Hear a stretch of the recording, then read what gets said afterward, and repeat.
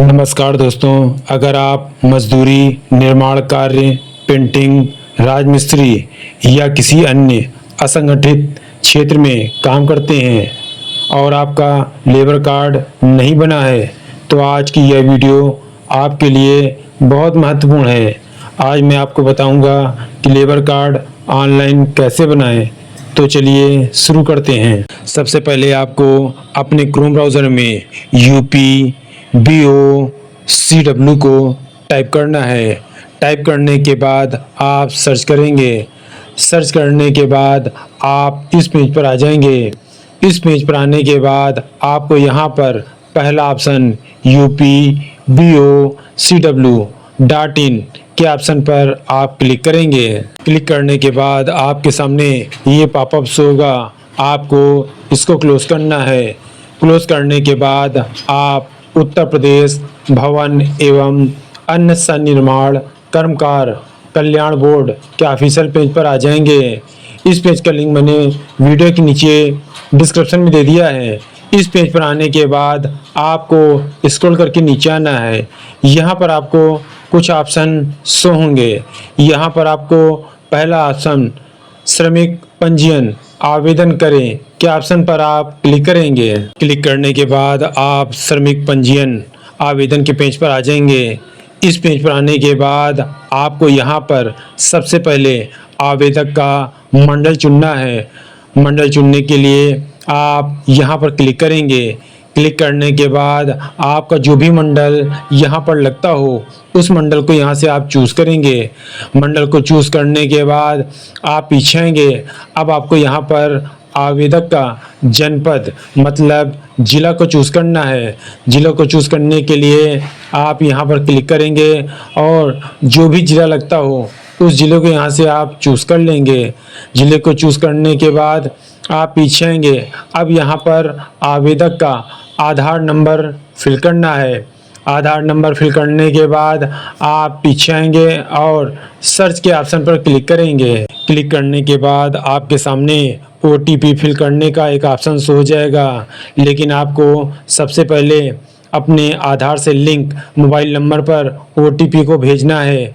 OTP को भेजने के लिए आप नीचे आएंगे और OTP भेजे के ऑप्शन पर क्लिक करेंगे। क्लिक करने के बाद आपके आधार से लिंक मोबाइल नंबर पर एक 6 अंकों की OTP भेज दी जाएगी। आपको उस OTP को यहाँ पर फिल करना है। OTP को फिल करने के बाद आप पीछे आएंगे। अब आपको यहाँ पर कैप्चे को फिल करना है। कैप्चे आपका यहाँ पर शो होगा। कैप्चे आपका जैसा शो होगा वैसे आपको कैप्चे को फिल करना है। जैसे मेरे में 38 + 16 शो हो रहा है, तो मैं कैप्चे को जोड़कर यहाँ फिल करूँगा। आप में जैसा कैप्चे फिल हो उस हिसाब से आप जोड़ के घटा के कैप्चे को यहाँ पर फिल करेंगे। फिल करने के बाद आप नीचे आएंगे और OTP को वेरीफाई करने के लिए आप प्रमाणित करें के ऑप्शन पर क्लिक करेंगे। क्लिक करने के बाद आपके सामने श्रमिक पंजीयन का आवेदन फॉर्म ओपन हो जाएगा। अब आपको यहाँ पर श्रमिक की डिटेल्स को फिल करना है। श्रमिक की डिटेल्स को फिल करने के लिए आप नीचे आएंगे। यहाँ पर श्रमिक का आधार नंबर पहले से ऑटो फिल रहेगा। उसके बाद आप पीछे आएंगे। अब आपको यहाँ पर श्रमिक का राशन कार्ड संख्या या उसकी फैमिली ID संख्या को फिल करना है। लेकिन अगर श्रमिक के पास राशन कार्ड या उसकी फैमिली ID नहीं बनी है तो आप इसको ब्लैंक छोड़ देंगे। उसके बाद आप पीछे आएंगे। यहाँ पर श्रमिक का नाम अंग्रेजी में और यहाँ पर श्रमिक का नाम हिंदी में ऑटो फिल रहेगा। उसके बाद आप आगे आएंगे। अब आपको यहाँ पर श्रमिक के पिता या पति का नाम अंग्रेजी में फिल करना है। उसके बाद आप पीछे आएंगे। अब आपको यहाँ पर श्रमिक के पिता या पति का नाम हिंदी में फिल करेंगे। उसके बाद आप पीछे आएंगे और यहाँ पर श्रमिक के माता का नाम अंग्रेजी में फिल करेंगे। उसके बाद आप पीछे आएंगे और यहाँ पर श्रमिक के माता का नाम हिंदी में फिल करेंगे। उसके बाद आप आगे आएंगे। अब आपको यहाँ पर श्रमिक के कार्य के प्रकार को चूज़ करना है। कार्य के प्रकार को चूज़ करने के लिए आप यहाँ पर क्लिक करेंगे और श्रमिक जो भी कार्य करता हो उसको आप यहाँ से चूज़ करेंगे। चूज़ करने के बाद आप आगे आएंगे, यहाँ पर श्रमिक का लिंग ऑटोफिल रहेगा, उसके साथ उसकी जन्म तिथि भी ऑटोफिल रहेगी। उसके बाद आप पीछे आएंगे, अब आपको यहाँ पर श्रमिक की वैवाहिक स्थिति को चूज़ करना है।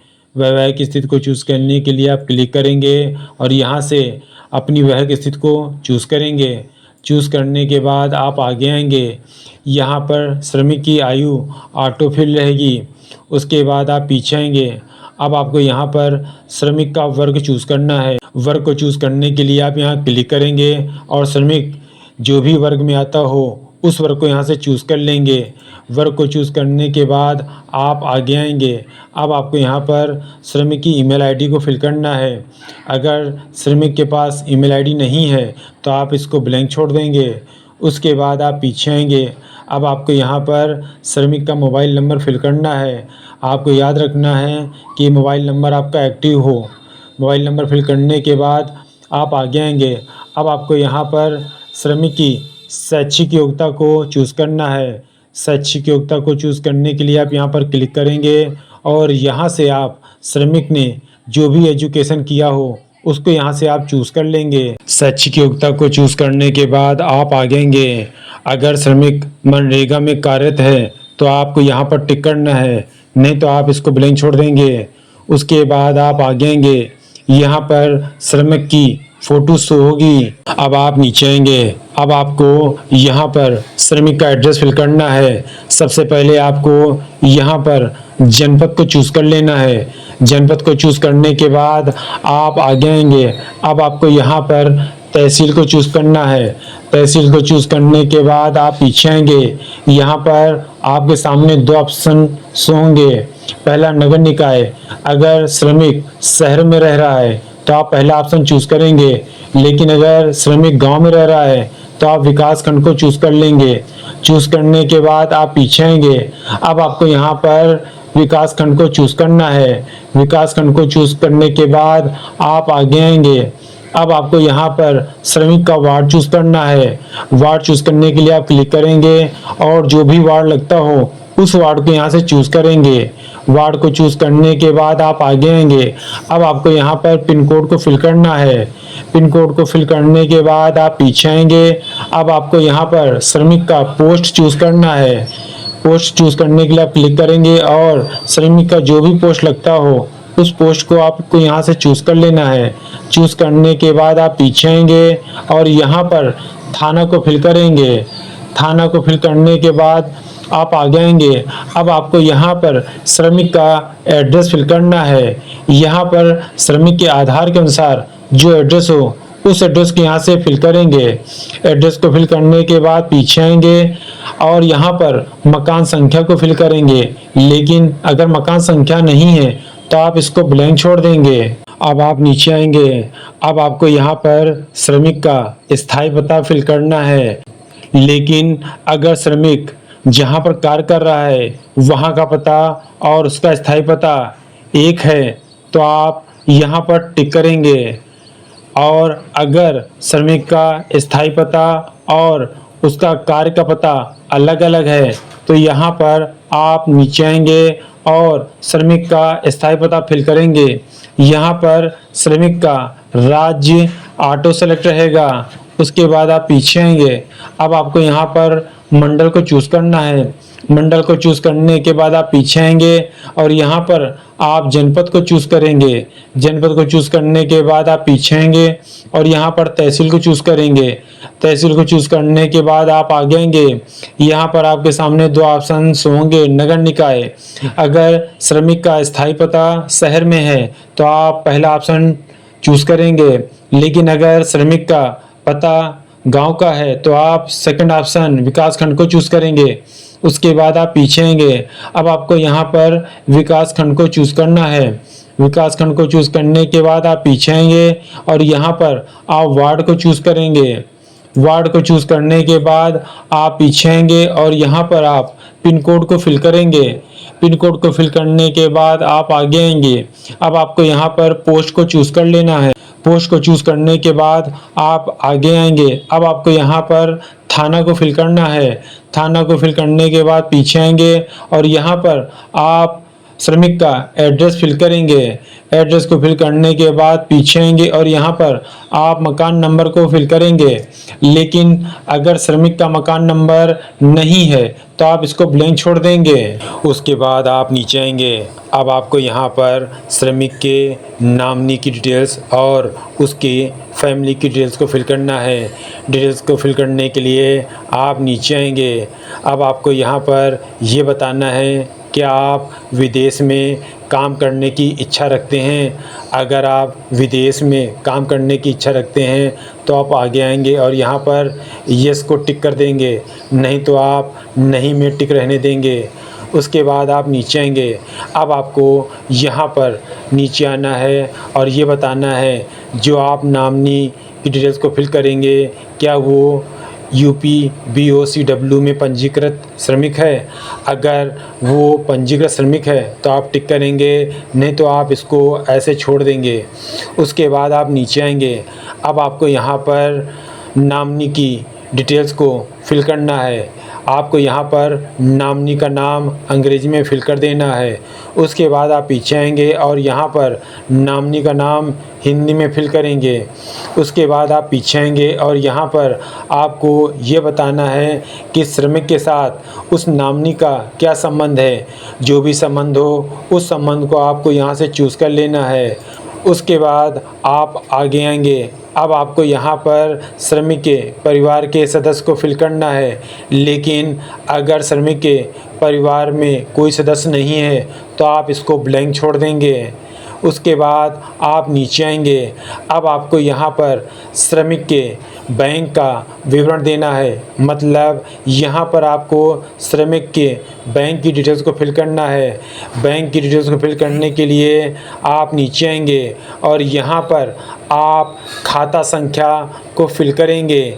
खाता संख्या को फिल करने के बाद आप पीछे आएंगे और यहाँ पर आपको IFSC कोड को फिल करना है। IFSC कोड को फिल करने के बाद आपके बैंक का नाम और आपके बैंक का शाखा का नाम यहाँ पर ऑटो फिल हो जाएगा। अब आप आगे आएंगे। अब आपको यहाँ पर अपने खाते के प्रकार को चूज़ करना है। खाता का प्रकार चूज़ करने के लिए आप क्लिक करेंगे और आपके खाता का जो भी प्रकार हो उसको यहाँ से आप चूज़ कर लेंगे।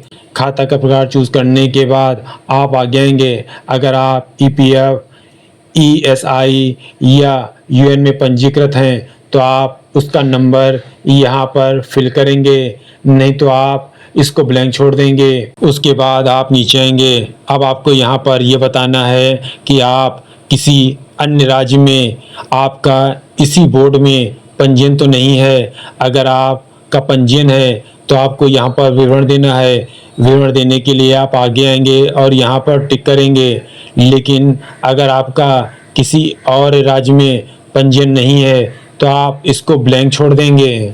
अब आप नीचे आएंगे। अब आपको यहाँ पर श्रमिक का स्वघोषणा प्रमाण पत्र फिल करना है। लेकिन यहाँ पर स्वघोषणा प्रमाण पत्र पहले से ऑटो फिल रहेगा। जो डिटेल्स आपने ऊपर फिल की है वो डिटेल्स यहाँ पर ऑटोमेटिक फिल हो जाएंगी। लेकिन यहाँ पर कुछ डिटेल्स फिल नहीं रहेंगी। उस डिटेल्स को आपको फिल करना है। जैसे श्रमिक ने 12 माह में कितने दिन कार्य किया है।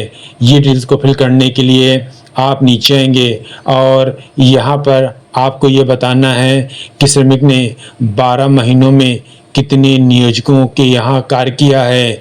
मतलब कितने ठेकेदारों के वहाँ वो काम कर चुका है। उसके लिए आप आगे आएंगे और यहाँ पर आपने जितने भी ठेकेदारों के वहाँ काम किया है उसकी क्वांटिटी आपको यहाँ पर फिल करना है। जैसे मैं यहाँ पर 1 को फिल करूँगा। क्वांटिटी को फिल करने के बाद आपके सामने ये ऑप्शन शो हो जाएगा।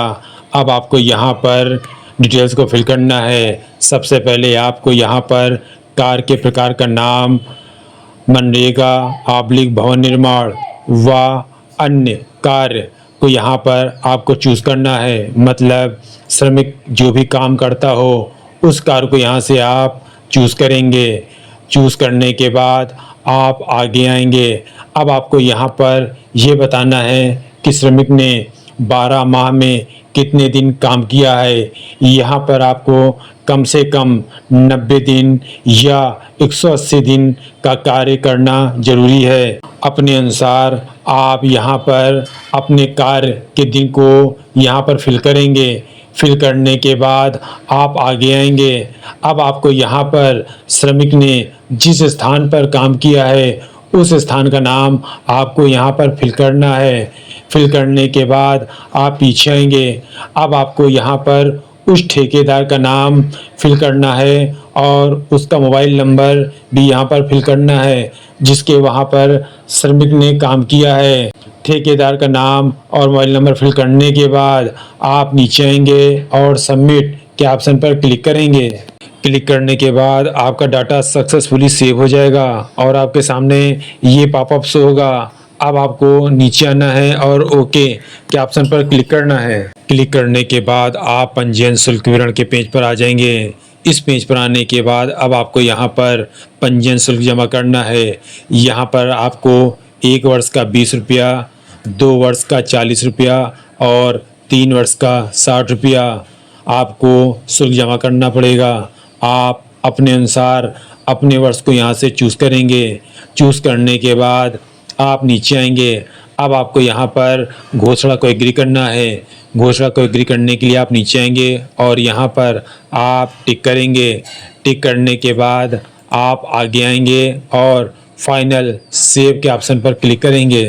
क्लिक करने के बाद क्या आपके द्वारा आवेदन पूर्ण रूप से भर दिया गया है, क्योंकि इसके बाद आवेदन में कुछ भी संशोधन नहीं कर पाएंगे। अगर आपको लगता है कि आवेदन आपका सही है तो आप नीचे आएंगे और ओके के ऑप्शन पर क्लिक करेंगे। क्लिक करने के बाद आपका आवेदन नंबर जनरेट हो जाएगा जो यहाँ पर शो होगा। आप अपने इस आवेदन नंबर को नोट कर सेव कर लेंगे। अब आपको अपने आवेदन को पूरा करने के लिए भुगतान करना है। भुगतान करने के लिए आप नीचे आएंगे और ओके के ऑप्शन पर क्लिक करेंगे। क्लिक करने के बाद आप इस पेज पर आ जाएंगे। इस पेज पर आने के बाद अब आपको अपने आवेदन का भुगतान करने के लिए आप नीचे आएंगे और भुगतान करें के ऑप्शन पर क्लिक करेंगे। क्लिक करने के बाद आप पेमेंट गेटवे पेज पर आ जाएंगे। इस पेज पर आने के बाद अब आपको अपने पेमेंट मेथड को चूज़ करना है। यहाँ से आप अपने पेमेंट मेथड को चूज़ करके अपनी पेमेंट को पूरा करेंगे। पेमेंट पूरा हो जाने के बाद आपका आवेदन कंप्लीट हो जाएगा और आपकी रसीद जनरेट हो जाएगी। यहाँ पर आपका आवेदन संख्या, आपका पंजीयन शुल्क, आपकी भुगतान तिथि और आपका भुगतान नंबर यहाँ पर शो होगा। आप अपनी इस रसीद को प्रिंट कर सेव कर लेंगे। इस प्रकार दोस्तों आप लेबर कार्ड के लिए ऑनलाइन पंजीकरण आसानी के साथ कर सकते हैं। आशा करता हूँ ये वीडियो आपको पसंद आई हो। अगर ये वीडियो आपको पसंद आई हो तो चैनल को सब्सक्राइब, वीडियो को लाइक और वीडियो को अधिक से अधिक शेयर करना ना भूलें। जय हिंद।